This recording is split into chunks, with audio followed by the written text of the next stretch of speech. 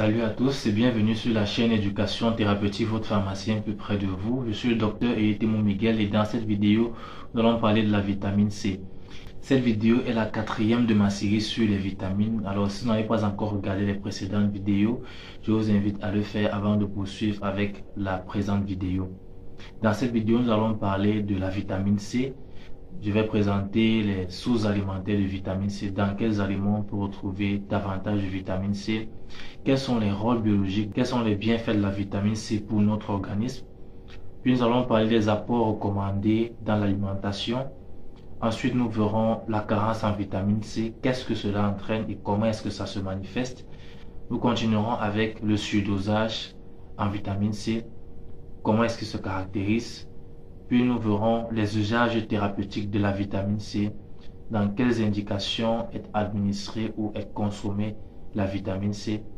Et nous terminerons avec quelques conseils sur la consommation de vitamine C dans l'alimentation comme dans les médicaments.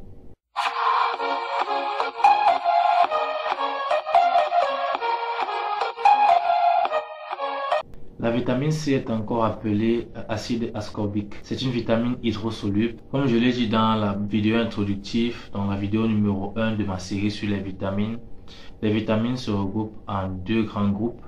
On a les vitamines hydrosolubles d'une part et les vitamines liposolubles d'autre part. Donc la vitamine C fait partie des vitamines hydrosolubles avec les vitamines du groupe B. Et c'est une vitamine qui a été l'objet de beaucoup de recherches scientifiques ces dernières décennies. On compte plus de 65 000 études faites le siècle précédent sur cette seule vitamine C. Parlons à présent des sources alimentaires de cette vitamine C. On retrouve la vitamine C dans une grande variété de fruits et de légumes, mais il y a des fruits et des légumes qui contiennent plus de vitamine D, beaucoup plus que d'autres. C'est le cas par exemple de la goyave et du kiwi qui contiennent énormément de vitamine C, environ 200 à 300 mg de vitamine C pour 100 g de goyave. Par la suite, nous avons le persil qui contient environ 170 mg pour 100 g de persil.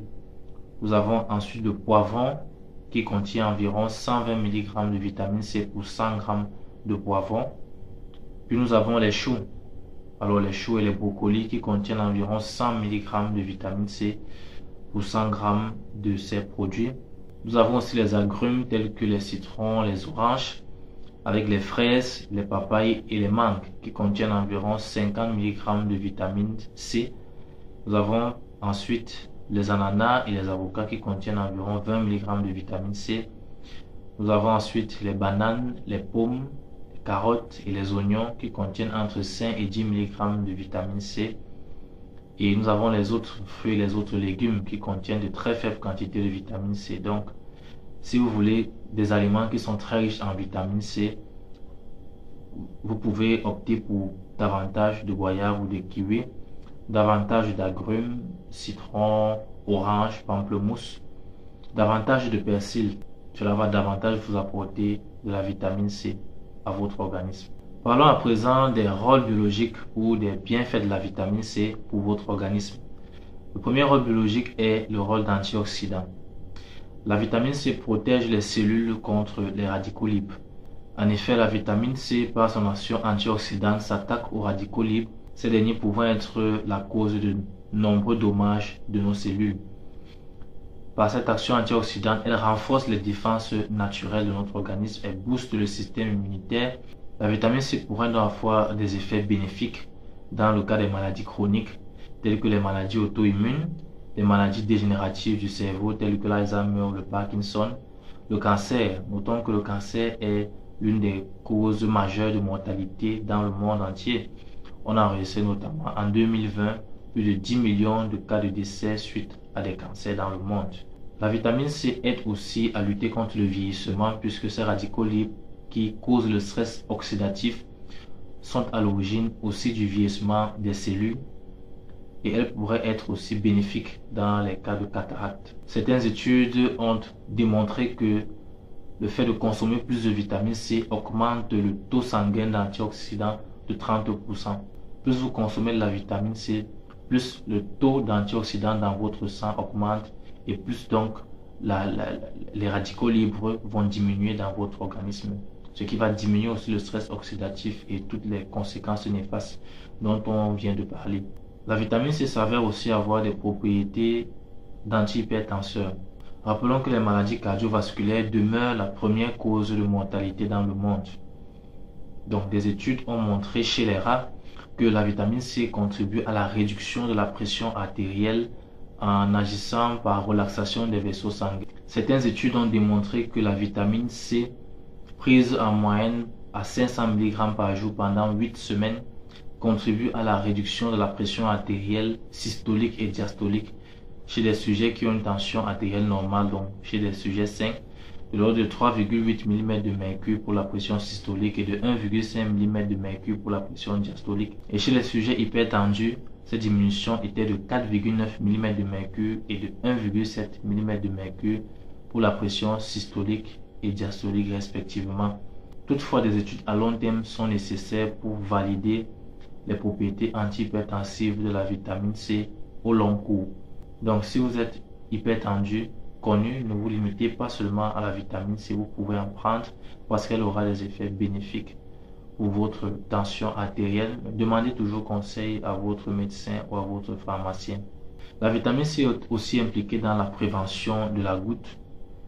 Notons que la goutte se caractérise par une augmentation de l'acide urique dans le sang. L'acide urique est un produit de dégradation des purines, qui sont des nucléotides qui constituent notre ADN.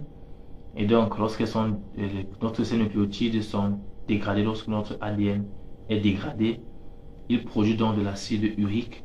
Et puis cet acide urique va donc quitter le milieu des cellules pour se retrouver dans le sang. Après cela, il sera éliminé par les urines. Donc, dans le cas où il y a trop d'acide urique dans le sang, le trop plein d'acide urique va donc se déposer et s'entasser dans les articulations telles que dans l'articulation du gros orteil, ce qui va occasionner un gonflement, un œdème et surtout des crises de douleur aiguës. Une méta-analyse de 13 essais cliniques randomisés dans lesquels la vitamine C était prise par les participants à 500 mg par jour en moyenne a démontré une réduction du taux sanguin d'acide urique par supplémentation en vitamine C sur une période de 30 jours seulement. Et une étude réalisée de 1986 à 2006, donc sur une période de 20 ans, comportant plus de 46 000 participants de sexe masculin, a démontré que le risque de goutte diminue avec la quantité ou la dose de vitamine C consommée par jour. Et donc, dans cette étude, on a noté une réduction de 44% du risque de goutte lorsque les participants prenaient plus de vitamine C. La vitamine C est aussi impliquée dans la prévention des maladies cardiovasculaires qui sont la première cause de décès dans le monde. Les facteurs de risque pour les maladies cardiovasculaires sont l'hypertension, les triglycérides et le LDL élevé d'une part et d'autre part le HDL bas. En sachant que le LDL cholestérol est le mauvais cholestérol entre guillemets et le HDL cholestérol est le bon cholestérol. Donc, une analyse de 9 études sur plus de 293 000 participants pendant une période de 10 ans a montré que la prise de 700 mg de complément vitaminique C par jour entraîne une réduction de 25% du risque de maladie cardiovasculaire. Une autre analyse de 15 études cette fois-ci sur la consommation des aliments qui sont plus riches en vitamine C, comme nous les avons cités précédemment, a montré une réduction du risque de maladie cardiovasculaire. Et une autre analyse de 13 études cette fois-ci a démontré que la prise de 500 mg par jour de vitamine C entraîne une réduction significative des facteurs de risque des maladies cardiovasculaires tels que les LDL, cholestérol et les triglycérides. Ainsi donc, la prise de vitamine C au quotidien pourrait être un facteur préventif d'un certain nombre de maladies cardiovasculaires. Beaucoup de gens ne le savent peut-être pas, mais la vitamine C contribue à la prévention de l'anémie, prévention de la carence en fer. Comment est-ce qu'elle réussit à le faire? C'est tout simplement parce que la vitamine C favorise une meilleure absorption de fer à partir de l'alimentation. Comme nous le savons tous, le fer est utile pour notre organisme à divers égards, notamment dans le cas de l'érythropoïèse qui est la production des hématocytes dans la moelle osseuse et aussi dans le transport de l'oxygène dans le sang. La vitamine C contribue dans la conversion du fer non héminique qui est le fer Fe3+, le fer ferrique, qui est un fer difficilement absorbé. au niveau de l'intestin et qui est un fer aussi contenu dans les plantes, en fer héminique qui est le Fe2+, le fer ferreux, qui lui par contre est facilement absorbable. Donc il favorise une meilleure absorption du fer dans le tractus digestif. Il faut savoir que la prise de 100 mg de vitamine C augmente de 67% l'absorption de fer. Et une étude chinoise faite sur 65 enfants qui étaient atteints d'une carence modérée en fer a montré que la supplémentation en vitamine C chez ces enfants a contribué à contrôler la carence en fer chez ces enfants avec des doses moyennes de 50 mg par jour sur une période de seulement 6 semaines. Donc en 1 mois et demi, ils ont vu leur carence en fer disparaître uniquement grâce à la prise de vitamine C. Donc c'est dire à quel point la vitamine C est importante pour la prévention de la carence en fer. La raison majeure pour laquelle beaucoup de gens prennent de la vitamine C, c'est pour booster l'immunité. En effet, la vitamine C promeut la production des globules blancs, mais aussi leur protection contre les radicaux libres, notamment avec son action antioxydante. Elle accroît les défenses cutanées. Elle permet d'accélérer de la cicatrisation en réduisant le temps nécessaire pour que ce processus s'achève complètement. Elle réduit la sévérité et la durée des infections respiratoires telles que la grippe. Et généralement, en clinique, les patients qui ont des taux faibles de vitamine C ont un pronostic défavorable. La vitamine C est un composant majeur du collagène. Le collagène est la protéine la plus abondante de l'organisme et représente à elle seule 25 à 35% des protéines de notre organisme. C'est la protéine majeure de la matrice extracellulaire qui correspond au tissu conjonctif qui constitue le tissu de soutien des autres tissus de notre organisme. Le collagène joue un rôle important dans le remplacement des cellules mortes. Il faut savoir qu'avec l'âge et la ménopause, la production de collagène diminue avec l'apparition de rides notamment, puisque le collagène est impliqué dans l'intégrité de la peau et des vaisseaux sanguins. Donc comme je disais tantôt, le collagène est important pour un grand nombre d'organes tels que les muscles, les vaisseaux sanguins, les dents, les gencives, la peau et les articulations. La vitamine C est aussi bénéfique pour le cerveau, pour le système nerveux, pour les fonctions cognitives telles que la mémoire, le fait de se souvenir des événements passés et le raisonnement, la logique, la rationalité.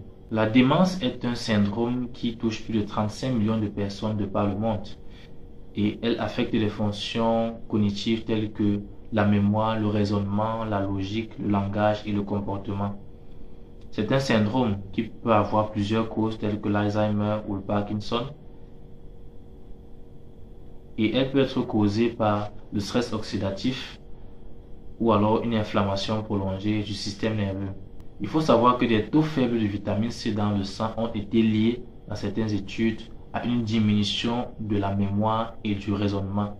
Plusieurs études ont montré que les patients atteints de démence ont des taux faibles de vitamine C.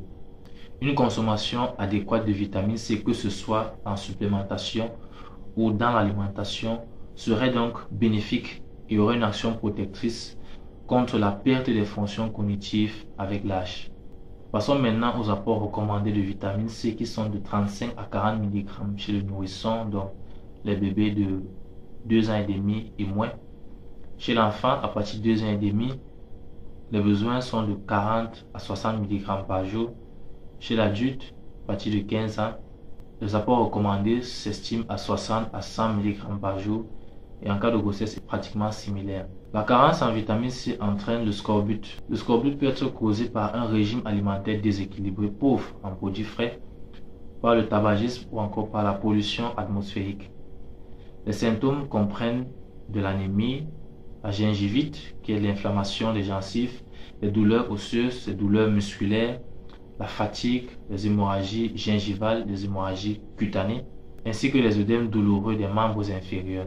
Concernant le surdosage en vitamine C, il faut dire que la vitamine C est une vitamine qui a une très bonne tolérance. Donc, la limite supérieure recommandée est de 2 grammes. Donc, il serait préférable d'éviter de prendre plus de 2 grammes de vitamine C par jour.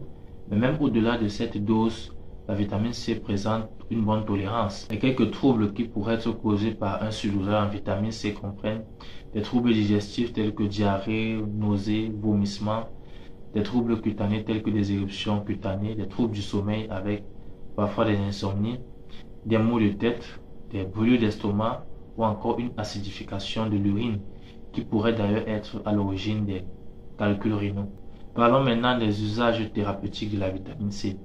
La vitamine C est retrouvée seule ou en association, c'est-à-dire il y a des présentations ou des spécialités qui contiennent la vitamine C seule et il y en a qui contiennent la vitamine C associée à d'autres vitamines dans des complexes, des complexes multivitaminés, notamment pour ceux qui sont prescrits pour la fatigue et autres. Ou encore, la vitamine C peut être associée à des oligo-éléments tels que le calcium ou le fer. Comme nous l'avons déjà vu, elle favorise l'absorption du fer par notre organisme. Le premier usage thérapeutique de la vitamine C est effectivement la prévention et le traitement de la carence en cette vitamine qui est appelée scorbut. La vitamine C est généralement prescrite dans les cas d'asthénie fonctionnelle ou de fatigue. Elle présente aussi des effets bénéfiques en cas d'infection virale de par ses propriétés de booster d'immunité. C'est ainsi qu'on retrouve la vitamine C dans de nombreuses spécialités destinées à lutter contre les états grippaux. On la retrouve en association notamment avec le paracétamol pour baisser les maux de tête et un antihistaminique ou un vasoconstricteur pour réduire la congestion nasale. La vitamine C est aussi indiquée dans les troubles capillaires et veineux. Il y a des spécialités qui contiennent la vitamine C en association avec d'autres produits qui sont indiqués dans les crises hémorroïdaires. Et enfin, la vitamine C est indiquée aussi dans les cas de convalescence, lorsque les patients ont été hospitalisés pendant assez longtemps et qu'ils sont renvoyés chez eux par leur médecin. On peut leur prescrire la vitamine C pour favoriser un prompt rétablissement. Voyons ensemble pour terminer cette vidéo quelques conseils associés. Il faut savoir que la vitamine C s'altère très rapidement, que ce soit à l'eau, à l'air, à la température, donc à la chaleur ou encore à la lumière. Donc, pour éviter qu'elle soit altérée dans les aliments que vous consommez, il faut consommer des fruits et des crudités qui sont crus. Il faut consommer des fruits frais. Et pour diminuer l'oxydation, vous pouvez asperger, vous pouvez verser un peu de gouttes de jus de citron sur ces fruits, sur ces légumes, afin de conserver davantage la vitamine C dans ces aliments. Pour éviter la dégradation par la chaleur, il serait préférable de conserver les aliments au frais et aussi de réduire le temps de cuisson, notamment pour les légumes. Le tabac est un produit qui augmente les taux d'oxydation dans l'organisme. Donc, si vous voulez accroître vos taux de vitamine C, il serait préférable de réduire ou d'éviter complètement de fumer. Il faut éviter de prendre la vitamine C après 16h ou 17h, donc en après-midi ou dans la soirée, parce que cela pourrait vous empêcher de dormir et cela pourrait causer une insomnie. Donc, il serait préférable de prendre la vitamine C le matin. Si vous êtes enceinte, évitez de prendre plus d'1 gramme de vitamine C par jour parce que cela pourrait causer le scorbut chez votre nouveau-né. Donc, ne dépassez pas plus d'1 gramme de vitamine C par jour. Si vous êtes enceinte, évitez de prendre plus d'1 gramme de vitamine C en cas de lithiase urinaire aussi. Parce que comme nous l'avons vu, la vitamine C favorise l'acidification des urines, ce qui pourrait être à l'origine de plus de formation de calculs rénaux. La vitamine C est à proscrire absolument chez les patients déficients en G6PD, quelle que soit la dose. La déficience en G6PD est une maladie qui affecte les hématocytes, les globules rouges. En effet, la prise de vitamine C par les déficients en G6PD pourrait être à l'origine d'une anémie hémolytique avec destruction massive des globules rouges dans le sang, ce qui pourrait causer la mort. Merci d'avoir regardé cette vidéo. N'oubliez pas aussi de vous abonner à ma chaîne et d'activer la cloche de notification afin d'être notifié à chaque fois que je publierai de nouvelles vidéos sur les médicaments en particulier et sur la santé en général. Je vous donne rendez-vous pour la suite de ma série sur les vitamines, notamment avec la prochaine vidéo qui portera sur la vitamine D. Si vous avez des sujets que vous aimeriez que j'aborde, n'hésitez pas à les laisser en commentaire. Je me ferai un plaisir d'aborder ces sujets pour apporter les éclairages là où vous en aurez besoin. D'ici là, portez-vous bien.